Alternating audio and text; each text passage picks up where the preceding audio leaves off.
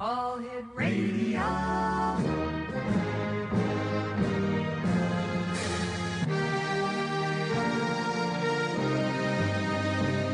Welcome to the X Zone, a place where fact is fiction and fiction is reality. Now, here's your host, Rob McConnell.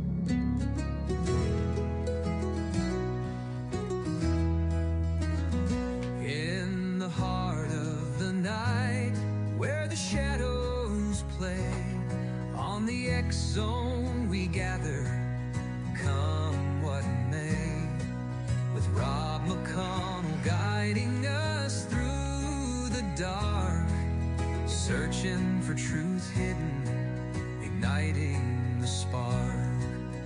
Whispers of spirits, both gentle and bold, tales of the ancients in the stories retold, from haunted old houses to the echoing halls, we seek the unknown where mystery calls.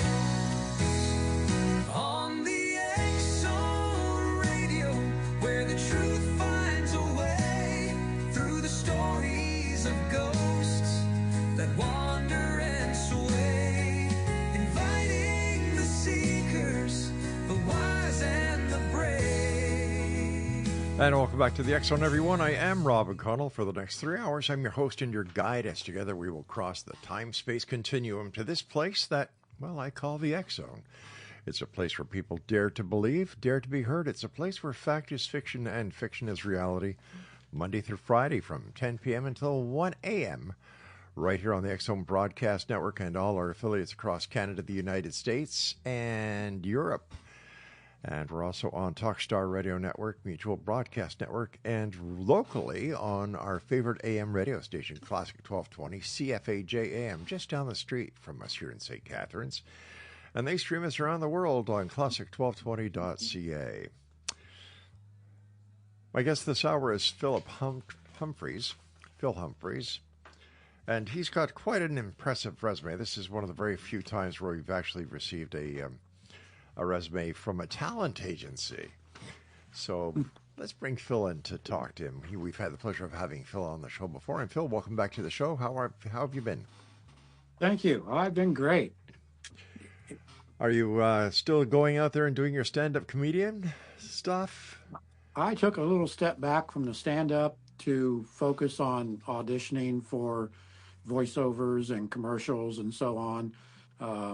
99% of the stuff my agent sends me are television commercials, digital commercials, occasionally a motion picture, and occasionally a TV series. But, you know, I'm not an anybody yet, so the chances of getting one of those are slim. So I focus on TV commercials and voiceovers.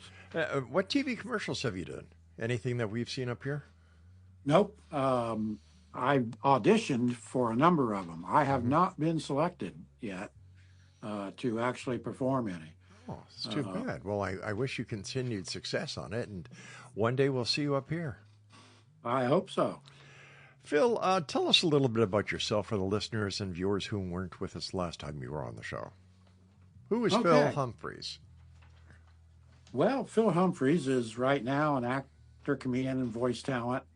Prior to that, though, a long time ago, I was a police officer for about 20 years, served in 2 branches of the U.S. military, and then ended up at CIA, which I stayed as a career. At CIA, I traveled all around the world and worked with all kinds of very interesting people and had the adventure of a lifetime. These are very trying times for the United States. You know, we have things going on in Iran. And first of all, thank you very much for your service, both in the military and as a law enforcement officer. As a former member of the military and CIA, how do you see the war in Iran going on? Tomorrow night there's going to be a big address from the White House, President Trump was saying today. And what are your opinions on what's going on? If I could have actually have seen the intelligence package, to understand, whether there was an imminent threat of the Iranians putting a working nuke on one of their longer range missiles and lobbing it off towards the west. I would have a better feeling for it. Obviously, being retired CIA officer, I no longer have that type of access. It's hard for me to offer an opinion. The president could be right. Maybe he's not. I would have no way of knowing. One thing I learned in law enforcement and carried through into intelligence was you go on what the facts are. Right. I don't have access to the facts, so I'd just be blathering if I offered an opinion. So how did you go from law enforcement into the world of intelligence? Well, it was kind of a two-step process. In law enforcement, I was assigned at one point not only as a major crimes detective with a multi-jurisdictional unit, but I was also assigned as an undercover drug detective with a DEA-funded multi-jurisdictional drug task force where I traveled, different states, and I flew, aviation stuff, and that kind of brought me into that spooky world. And then when I applied CIA on a lark, basically, towards the end of my police career, that combination of things in combination with my military, which was in intelligence, they selected me. And that's kind of how I got there. In your opinion, is the crisis of fentanyl all it's built up to be by the media as well as the members of the administration? When I was a crime analyst, the last portion that I had within the actual police community, fentanyl was a big deal. It was dangerous, and it was dangerous to the officers. If they stopped a vehicle and they weren't careful on how they were handling evidence and contraband, and it happened to be fentanyl, we had one officer completely incapacitated. And it was only because of the rapid response of emergency personnel that it was a she that she survived. So yeah, it is incredibly dangerous. How much of it is flooding into the U.S. or has flooded in, I have no idea. I've been out of the drug enforcement business for a long time. Back in my day, I'd never heard of fentanyl. Right. It was cocaine and heroin and, that sort of thing. I think that it's, for anyone that sticks a needle in their arm, fentanyl is a huge danger because it'll kill you dead. There's no coming back from the dead, is there? Not as far as we know, but maybe someday on your show. Well, yeah, we do have those people on. Yeah. Oh, my goodness. All right, so you went from law enforcement into the intelligence world with the CIA, and now you're in comedy. How did that transition happen? Like, I can understand the, from law enforcement to the CIA. And how did you get into the comedy? Like that. That's quite a leap. It is. One thing I always tried to keep in mind, and much wiser officers than me trained me, was that you had to, in order to deal with anything government, you had to have a great sense of humor. And so, from being a former police officer, the absurdities that you're going to run across, not just on the street, but with government itself. Right. And, a lot of absurdities occur in government. And I'm not a fan of politicians, never have been since I was a young street cop, and I'm still not today. I wasn't when I was at CIA, and I wasn't when I was in the military. They're not my kind of people. My kind of people are the boots on the ground folks that politicians make a decision and they get sent off to get shot at or to enforce something or whatever it happens to be. Where does your interest in UFOs come from?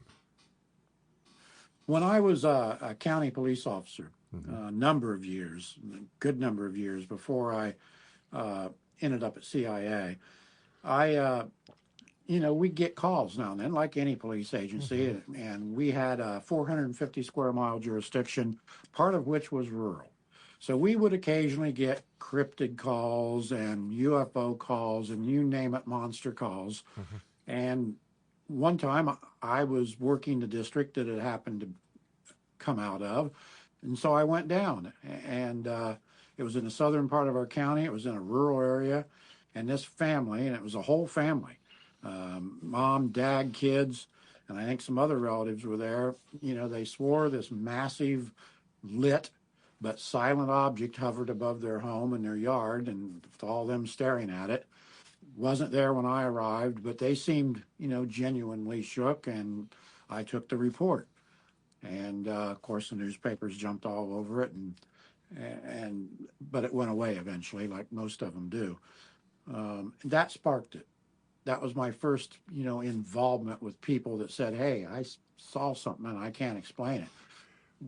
Were there other cases that you investigated as a police officer that involved UFOs? Or let's even go into other aspects of the paranormal, cryptids, for example.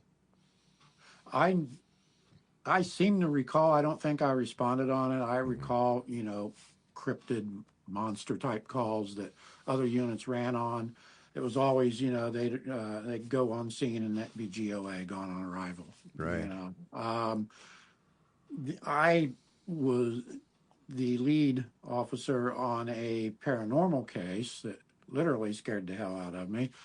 A family called and said that they thought there was some entity in their home, their home was haunted or something, and that furniture that was far too heavy for the babysitter who reported it to move on her own simply levitated and flipped around and was facing the wall the wrong way and so on. So when I got there was a massive dresser, and it was turned around facing the wall, and it highly unlikely that the little girl could have done that.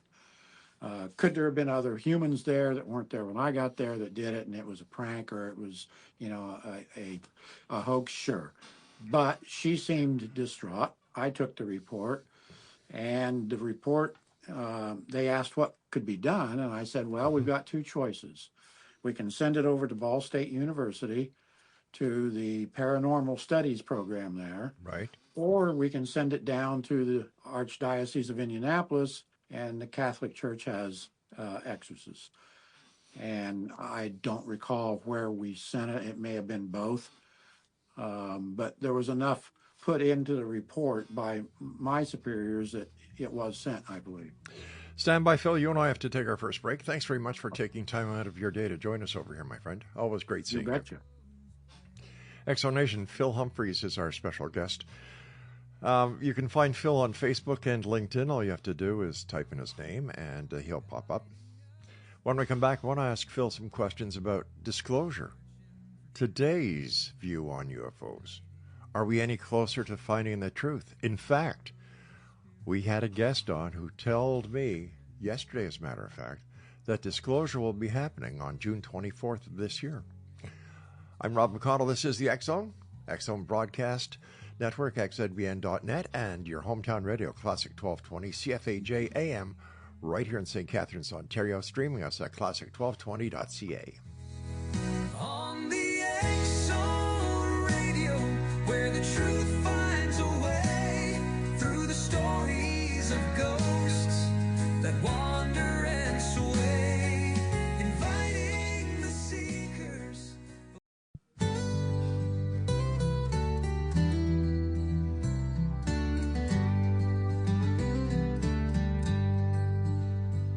From Newfoundland shores to the peaks so grand, we walk together united in this land. Every culture, every heart, a story to unfold. In this living tapestry, our pride is bold. With the wheat fields waving under skies so wide, we carry within us the Canadian pride. It's more than a passport, it's a bond, it's a song. To be Canadian, where we all belong. Oh, proud to be Canadian, Our spirits soar high with values that connect us like stars in the sky. We stand for... And welcome back, everyone. Our guest this hour is Phil Humphries, and you can find Phil on Facebook or on LinkedIn. Phil, as a member, as a former member of the military, as a former police officer, and as a former member of the CIA, in your opinion, now this is just an opinion, would it be possible, or is it possible, that the governments could actually get away with suppressing the evidence that UFOs are real?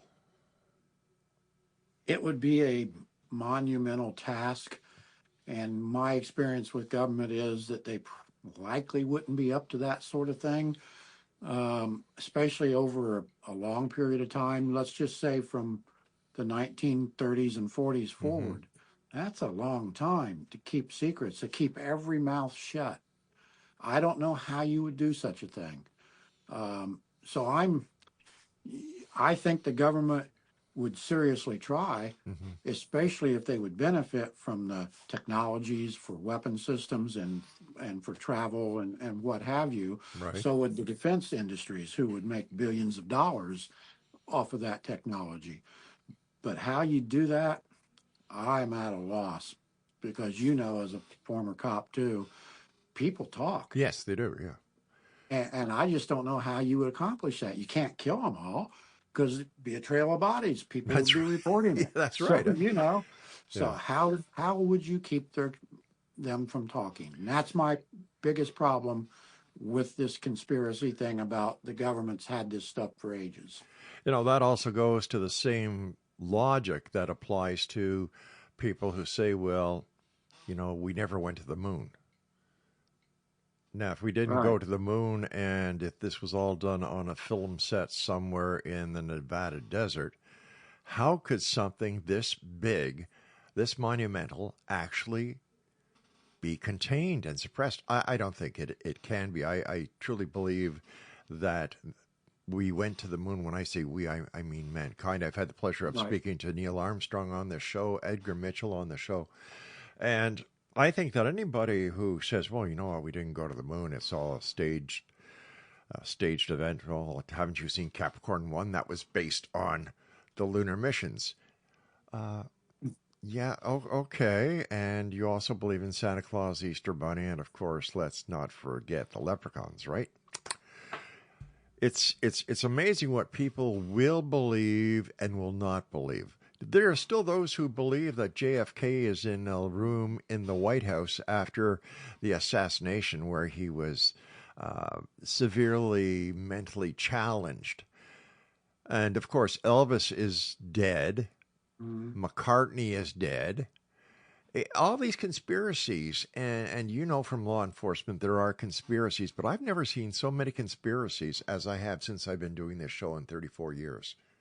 Oh, I bet. And you said something one time on I think it was the first time I was on your show. You said everybody today has a perfectly good camera in their pocket. Yeah. A camera that not only has high def, but can upload immediately, because it's a smartphone, to the internet.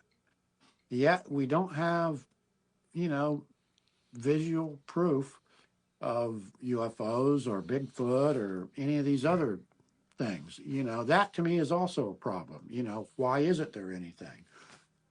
I think that the acronym UFO, unidentified flying object, says it all. We don't know, or they don't know what it is. So it has to be something from outer space if we don't know what it is. And I really believe that when you take the time to investigate it, like many organizations do, including MUFON, they determine that, well, no, it was either a planet or a natural anomaly or unidentified aircraft. I remember when the stealth F-117 was doing its testing at the Area 51, people were calling up saying, oh, there's strange lights in the sky. It's doing amazing things. And this is, wow, well, haven't you heard of this? The testing of the F-117s? No. And where are the aliens that were captured or recovered from Roswell, New Mexico. Now, you're a former member of the military. I'm going to give you a scenario. You're the intelligence officer of the base in Roswell. Okay, you get the call to go out to Mark Brazel's ranch to see all this debris field. You, as a conscientious and intelligence officer, take some of the evidence back, put it in your vehicle, and you get in your vehicle, and where do you go? Well, I certainly wouldn't have, like Marcel did, take it home to show his wife and kids and break the chain of custody. Right. I would take it, if I went anywhere, I'd go to the nearest phone, notify the base that I was coming with that, and then I'd take it straight there. There'd be no taking it to show family, friends, or whoever. In my opinion, as soon as Marcel brought it to his family, that case is over. The chain of the custody of the evidence has been spoiled. Why do you think there's so much that is allowed to go unquestioned within the UFO industry? Did I say industry? That an industry makes money. Well, yeah, UFO business makes money. So, why do you think that people are willing to turn a blind eye? I think that the government, in particular, would certainly like to turn a blind eye if it was something that was drawing attention away from their technologies and their classified programs. So it would be quite easy, instead of saying, oh, yeah, that's a piece of technology that we've developed in secret. It's easier and better to say, oh, no, we don't know what that must be, a UFO, something from outer space or interdimensional. So I think there would be motive for the government to cloak their projects with something that the public finds fascinating and is gullible enough to lap it up. As for the general public, they like anything that's odd and strange. Whether it's vampires or ghosts or cryptids or you name it, or things that, come from other dimensions or from outer space. It's intriguing and a little bit spooky to them. I mean, look what Orson Welles did with the radio program. Oh, my gosh, yeah. The public will buy a lot of things. So if you were an enterprising government and wanted to sell something to keep them from sticking their nose into your business, that would be a perfect vehicle for it. Yeah, I wish I would have thought of that first.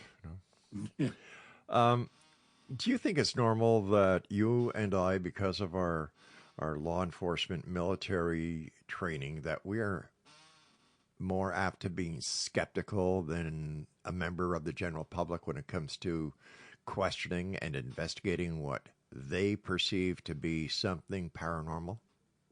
Yeah, cops see things no one else sees. You see the very worst of humanity. You see things that you can't unsee, unsmell, unhear, and you become very skeptical of everything, in particular humanity. And so, it's just natural for us to be skeptics, to take maybe the adversarial viewpoint, because that's what you have to do sometimes to get to the truth of things out in the real world. Sure. And we're natural skeptics, and we tend to be negative and, see humanity maybe in a dimmer light than others do. Mind you, I'm sure you'll agree with me that there were times when you were amazed by the wonderful beings that humans can be. I've seen many cases like that in my career, and it gives me hope. Oh, yeah. I mean, I rub shoulders with some of the finest humanity has managed to bring forth. Great people. And, you're right. It does give you hope, because you see so much of the opposite of the bad stuff, the bad people. That when you see good people, it's a good thing for you. One of the greatest moments of my career as a law enforcement officer was the day my partner and I delivered a baby. Yeah. Bringing a life into the world. That's right. Positive. And, after our shift, Terry and I went up to the hospital. But before we went to the hospital, we went to one of the toy stores in the Fairview Mall in Beaconsfield or Point Claire, Quebec, and we bought the biggest stuffed teddy bear that we could. And, we were, throughout time while I was in that district, it was Uncle Bob and Uncle Terry. And, it was great. Or the time that you went to a drowning and you were able to resuscitate, bring that person back to life, that made it all worthwhile. It does. I understand completely. Yeah. I mean, I was a SWAT officer for a while, and it's I won't say easy, but you can teach people to kill, but to teach people to save a life, that's something there.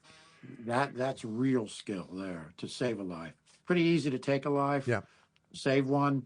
It's not only admirable, it takes a lot of skill. You and I have to take our next break, but when we come back, I'd like to talk to you about disclosure.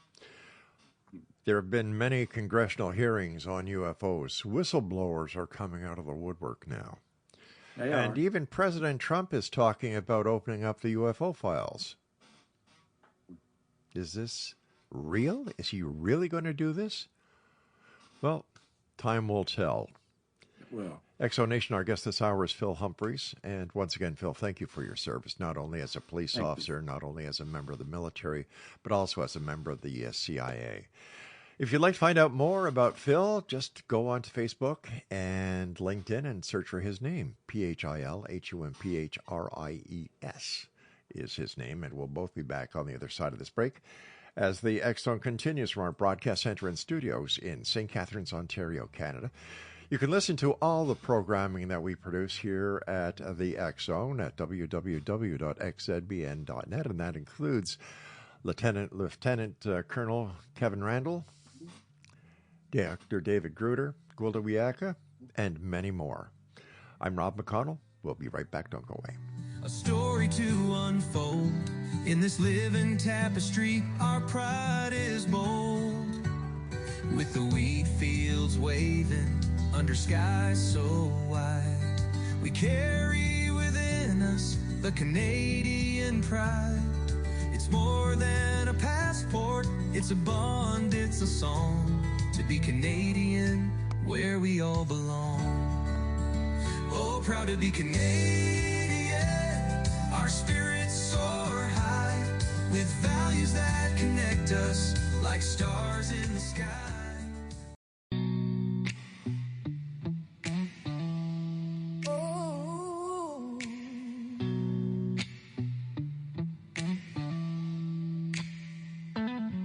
Past midnight on Yates Street, the signal hums low. Static's alive and the shadows glow through the glass of the control room door. Something whispers, we've been here before. Old footsteps echo the real sighs. The red on air, light flickers and dies through the hallway. A chill creeps deep. CKTB never sleeps. Ghosts on Yates Street.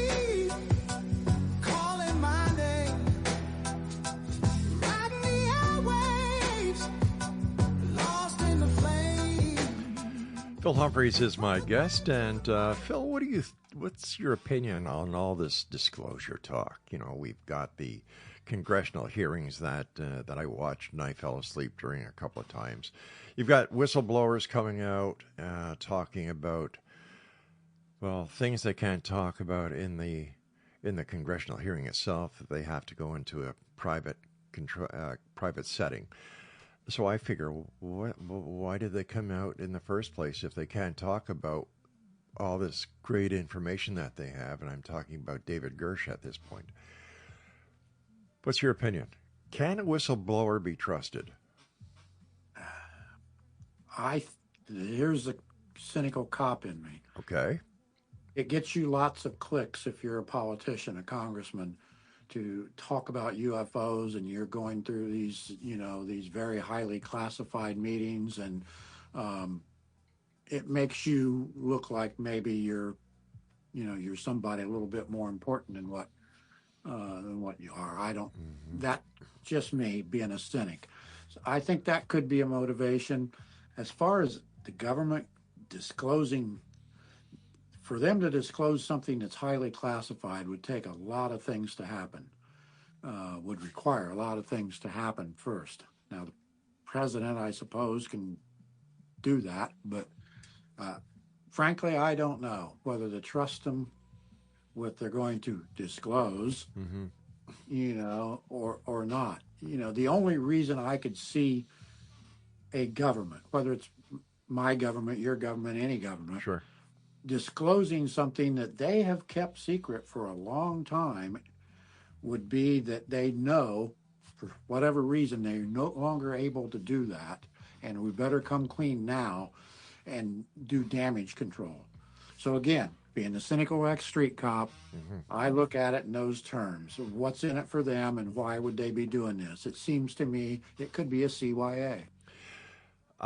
Something that has always intrigued me and bothered me at the same time is that if Russia or China ever wanted to expose either the Canadian government, American government, or the government of the United Kingdom, or any member of NATO, let's put it that way, that they have been lying to their population and deceiving their citizens, would be to just hack into the appropriate data bank and release the files, the classified files on UFOs, saying that, all right, yes, Roswell did happen, here's the proof. This happened, here's the proof. That happened, here's the proof. Yes, the one lunar mission actually saw strange things above the moon. Here's the proof. And that would totally win them a separate digital war, but that hasn't happened yet.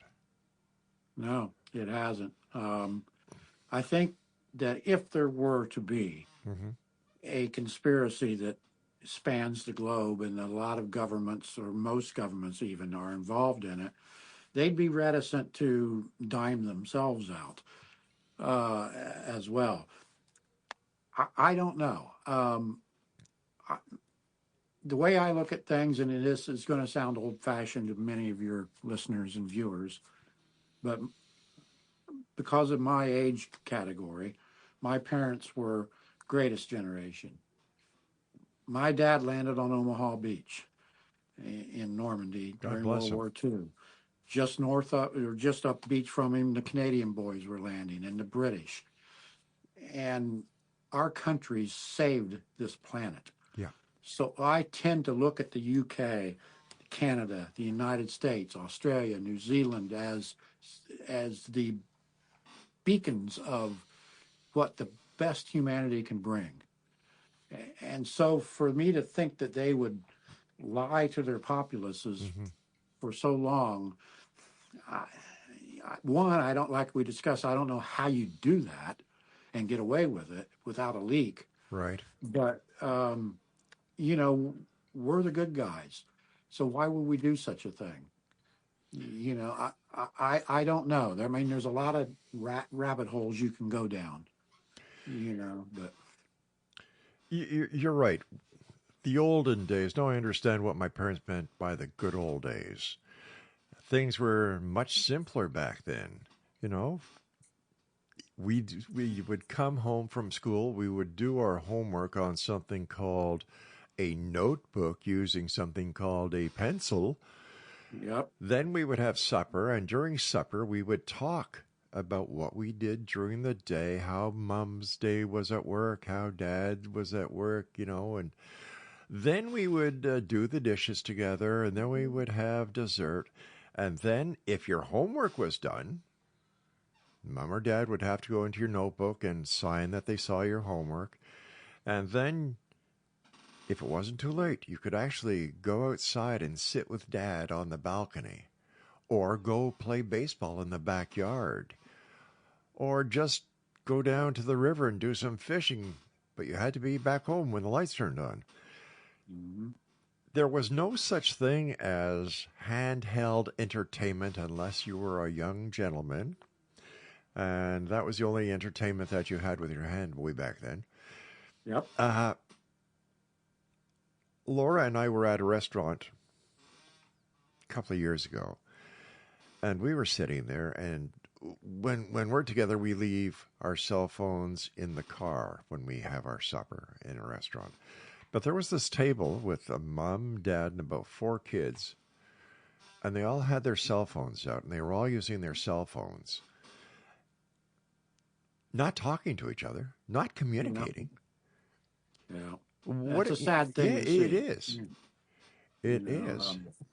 I grew up very similarly to how you did. Yeah. And human interaction is very important. If you lack it, if you lack the ability to communicate human to human, if you lack social skills, that lends itself to having a lack of empathy for your fellow man, which can lend itself to doing some horrendous things, which we've seen on this planet before. Sure. And so while I understand that technology will advance whether Phil likes it or not, we can't lose our humanity. And one of the things that we had a greater wealth of when we grew up was humanity and That's right. interaction with each other and socialization. You know, we went to movie theaters. We didn't watch things on huge flat screen TVs or on our phone.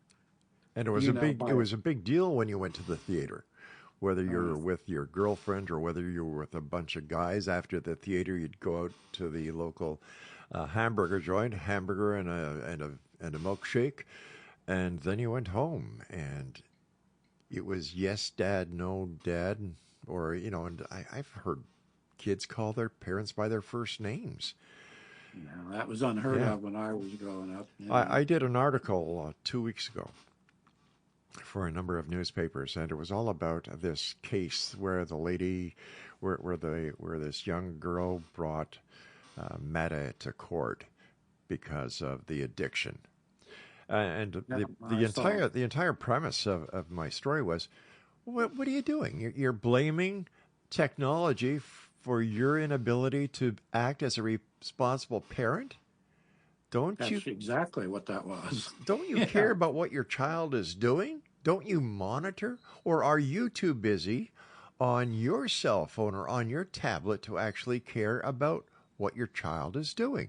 And for the schools to take the same attitude, like, whoa, slow down. You're there to teach. Right. And teaching starts when you walk in that door by respecting your teachers, Mr. and Mrs. When we went to school, Phil, we wore uniforms. For the guys, it was very simple. Gray trousers, white shirt, tie, black shoes. For the girls, they had a similar code. Nobody wore $300, $400, $500 sneakers to school. And we used to call our teachers Mr. Orr or Miss Brooks, not Leonard and Sheila. Oh, no. That never would have flown. Like I said, the more you're involved with technology that isolates you from the rest of humanity, the worse it will be for society. It just doesn't develop the socialization that you need to be a responsible citizen. That is so true. Guys like you and me got to see that up close and personal, what happens when people, are not properly, socialized and civilized. I use technology each and every day, hour upon hour upon hour upon hour. I use it. I don't abuse it. And it's just like gun owners. They can own a gun. That doesn't mean they have to go out shooting people or shooting at lights if they're responsible. Responsibility is a key factor in being a human being. It is. And when I grew up in Indiana and was in high school, if you looked out in the high school parking lot, half or more of the pickup trucks had a rifle or shotgun across the rear window in the rack. There was never a school shooting. We never had a school shooting when I was growing up. There would be fist fights, Sure. And in some of the, hairier neighborhoods and larger municipalities, you might have some Yeah. knives in play.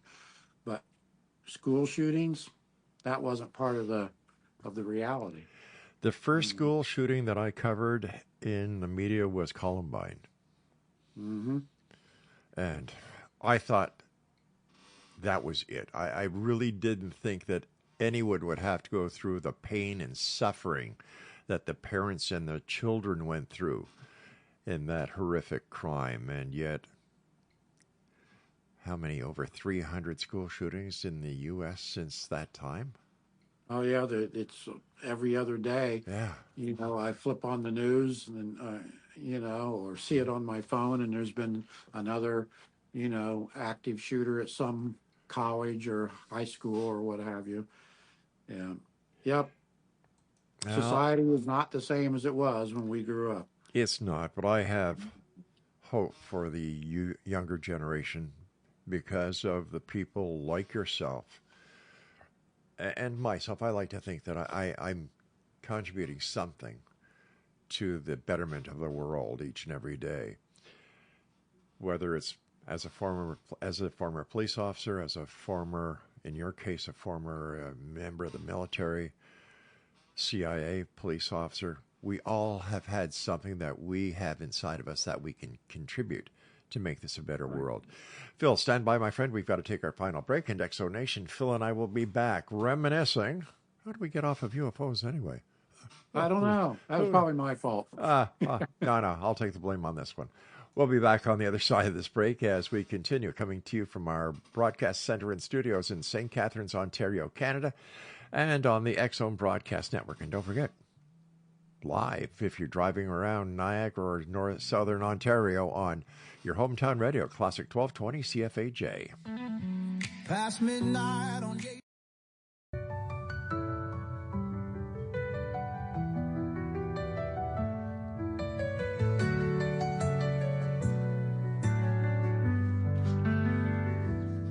Some days I walk, some days I crawl, some days I can't feel much at all. My body's a maze that I try to read. Every step forward, a silent need. But I won't let this break who I am. I've learned how to fight, learned how to stand. I may fall, but still I rise. Through the pain, through the tears in my eyes. This road is long, but it's mine to tread. With every sunrise, I lift my head. I won't be defined by what I can't do. Still I rise, and I always will too. Welcome back to the X-Zone. I am Rob McConnell. We're coming to you from our broadcast center and studios in St. Catharines, Ontario, Canada. Now, I keep on getting emails from listeners who are saying, Rob, where is St. Catharines? Well, St. Catharines is right on the shores of Lake Ontario. It's in between Toronto and Niagara Falls, Ontario, on the 401 going towards the U.S. And we're in a beautiful part of Canada, a lot of vineyards here. We've got tourism. That is one of our major industries. And I welcome anyone listening, no matter where you are. And if you're looking for a great place to visit, whether you're from Canada, whether you're from Quebec, whether you're from Manitoba, the United States, wherever, please come down and visit us here in Niagara. And I promise you won't regret it, and you'll want to come back, because not only do you come here as tourists, but you leave here as friends.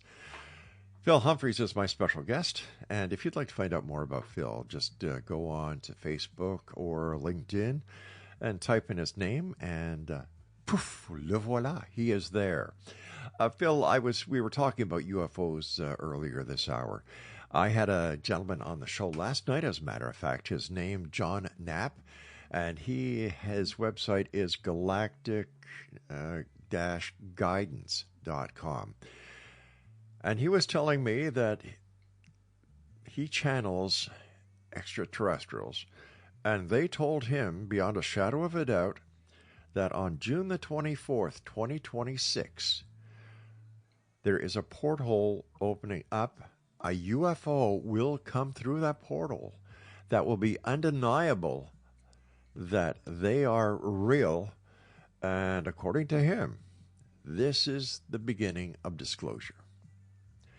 Now, we have this on tape, as the saying goes. I've had many other people on who've talked about the date and time of disclosure, and up until tonight, which is what, March the 31st, 2026, disclosure has not happened. Why do you think disclosure hasn't happened if, in fact, the ETs are there? The only way that I can visualize something like that would be that if there were extraterrestrial forms of life that are in communication with us here on Earth, our Right. governments, they would probably have some agreements as to who gets to know and who doesn't. And if they were doing anything that we might object to, then they certainly wouldn't want, there to be disclosure of that. And frankly, the first thing I learned when I went to work for the government was you don't trust the government. So, Especially if you're with the TSA and it's paycheck time. Right. So, very right. How wrong is that? Oh, Anyway? very wrong. But so I just think that if our government, your government, whoever's government, Let's just say the government had the ability to obtain things that it wanted, they certainly would go to any lengths, depending on what those things were. And some of the things that they may have agreed to could be just egregious, beyond the pale. And of course, you wouldn't want to disclose that to a populace that might say, wait, you did what? Yeah. I look at it kind of darkly, I guess, but disclosure, it certainly will get you a lot of clicks if you're in the entertainment industry or in the media or in government. I don't know. There's always been that guy standing on the corner with the sign that says the end is near. Oh my gosh. Remember those cartoons that you'd see? Yeah. Well, what we are doing is we're contacting affiliates in Canada, the United States, as well as in the United Kingdom that have live feed cameras. And we are going to be focusing on the skies. We also will be talking to different members of the ATC community, air traffic community. And we are going to be watching for that presence. And we'll see what happens. That's a great thing. Yeah, I like that. Yeah. Now, tell me, in your opinion, do you think that there's a possibility that the religious organizations could have something to do with the suppression of disclosure? That is, saying, well, no, the UFOs aren't real, ETs aren't real, because many think that if ETs were to be, come and pop up, and these little aliens would get out, that it would ruin theology as we know it. It would be the end of theology. It might do some damage there, and yes, the structure of global religion is in fact a government and run by people who are politicians. Yeah. And besides having the clergy status, and I could see them being real nervous about something that might cast doubt on certain things that they've been saying over the centuries. Mm-hmm. Yeah, of course, that would have an impact. I go to church every week, As do a I. Catholic Yeah. church, and I'm sure the Vatican, as old as they are, knows one way or another, whether or not there's a likelihood that there are other life forms, I would love to have access to the Vatican vault for one Yep. day, just for one day. Hell, if Tom Hanks can get it, why can't you and I? That's right. Yeah. I mean, to just think 2,000 years of Jeez. things are in there, Yeah. Yeah, it's just amazing to wonder what would happen if there was no religion until today. And then all of a sudden, the wonders that are written about in the Bible started happening. Would we, with the knowledge that we have today, look at the events and report them as told in the Bible? Or would they be, yeah, so? A We would common day explain them. occurrence. Yeah, we'd explain things with given our knowledge of current technology. I mean, Yeah. a burning bush would be, some device, a burning wheel of fire or what have you would be a UFO. I mean, yeah, we certainly would not explain it in the same Yeah. way that it was written in the Bible. I can just hear this. Hey, Moses, the bush over there is burning. Don't worry about it. It was a wife. Yeah. Yeah. Yeah. But then again, if you look at the way Moses was handed the Ten Commandments from Mount Sinai, that certainly has a UFO twist to it. It does. Yeah. And, a lot of things, if you'd never seen a helicopter, Right. and all of a sudden the helicopter is hovering above you, there'd be a lot of things you might say and write about it that were way off base. Yeah. Because you simply didn't understand the technology you were looking at. And that likely would be the case way back in antiquity for someone, seeing something that they just had no framework to put it in. It would be totally paranormal to them. It certainly would. And we've got about 2 minutes. My producer just whispered in my ear. I have to ask you, like I ask all guests of a certain age bracket, what do they talk about, or why do they say that the golden years are the best years? Well, first of all, what is gold about the golden years? This is something I just don't understand. And maybe you, because of your experience as a police officer, a member of the military, a member of the CIA, and of course, this falls into comedy, what we're talking about now. So why do they call them the golden years? I mean, besides the color of your urine turns into a solid gold color, what else could there be? I certainly don't know because, if I sleep wrong, I'm half crippled. I can get out of. Yeah. I threw my back out once, leaning over the sink, brushing my teeth. I did the same doing a grilled cheese. Yeah. Aging is typically not very kind. It has a nasty demeanor sometimes, and maybe it's called the golden years because you're getting ready to go through the golden gates. That could easily be. My God, we solved it. We did. We should patent that concept. I think we should. Phil, I want to thank you ever so much for coming on the show tonight. It's always a great pleasure talking to you. I wish you success in your stand-up comedian career. I'd love to be able to get to see you on stage one day. And thank you once again for your service. And thank you, sir. You you served too as well. I look forward to the next time you and I have the opportunity of chatting. In fact, I think I'll get you to come on with me on June the 24th when we do our disclosure special. That would be great. All right. Just let me know, and I'll certainly be glad to do it. I'm sure we'll be in touch before then. Take care of yourself, Phil. Regards to your family.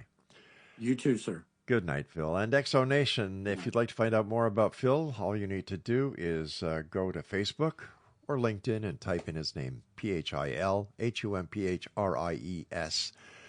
That's Phil Humphries. And we'll be back on the other side of this break as the Exxon continues with yours truly, Rob McConnell, from our broadcast center and studios right here in St. Catharines, Ontario, Canada.